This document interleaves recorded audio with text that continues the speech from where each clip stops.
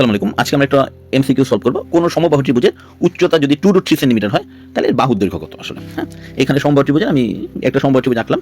তিনটা বাহু সমান, আমরা তো সমবাহু ত্রিভুজ চিনি। তিনটা বাহু সমান, এটা যদি এ হয়, এটাও এ, এটাও এ, নাকি? তিনটা বাহু হচ্ছে এ। আর এইটার উচ্চতা আসলে কি? উচ্চতা হচ্ছে একদম লম্ব 90 ডিগ্রি হয়। উচ্চতা যদি আমি আঁকি, এটা হচ্ছে একদম এই যে এরকম। এটা হচ্ছে উচ্চতা মানেই হচ্ছে 90 ডিগ্রি হতে হবে এখানে। আর উচ্চতা সমবাহু ত্রিভুজের উচ্চতা যেহেতু এই নিচের বাহু দুইটাকে সমান দুই ভাগে ভাগ করছে, সমান দুই ভাগে, তাহলে এটা পুরোটা যদি এ হয়, এর অর্ধেক কত? a/2। এটাও কত? a/2।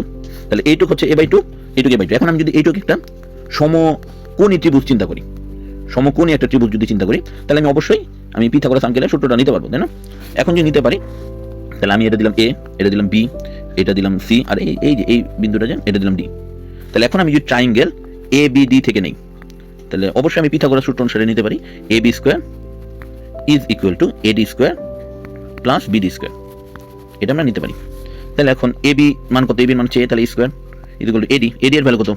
AD এর ভ্যালু হচ্ছে, ওরা দিয়ে দিছে, এই যে উচ্চতা দিয়ে দিচ্ছে 2√3। AD হচ্ছে 2√3, তাহলে 2√3 স্কোয়ার। আর প্লাস BD কত? BD হচ্ছে ওই যে অর্ধেক a/2 স্কোয়ার। এটা আমরা লিখতে পারি।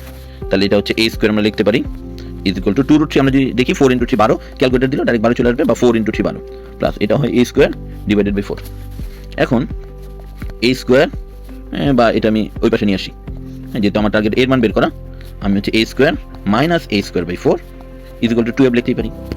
তারপরে আমি যদি এখানে 4a² minus a² 3a² is equal to 12। তাহলে a² যদি আমি বের করি, তাহলে এখানে হচ্ছে 12 এর সাথে আমি মাল্টিপ্লাই করবো 4 আর ডিভাইড করবো 3। তাহলে এখানে আমার a² এর মান হয় আসলে 4, তো 4 16 হয় 16। তাহলে এর মান হয় 4। যেহেতু মাইনাস নিব না, একটা সাইড তো প্লাস মাইনাস কখনোই নিব না, সাইডের মান কখনো প্লাস মাইনাস হতে পারে না। আচ্ছা, এর মান হচ্ছে 4 নিলাম আমি। এখন এটা আমি সংক্ষেপে কিভাবে করবো? এটা তো অবজেক্টিভ নিশ্চয়ই এত বড় করে করা যাবে না। এখন ফর্মুলাটা হচ্ছে, একটা সাইডের মান যদি আমি বের করতে চাই, প্রথমে আমি √ওভার দিব।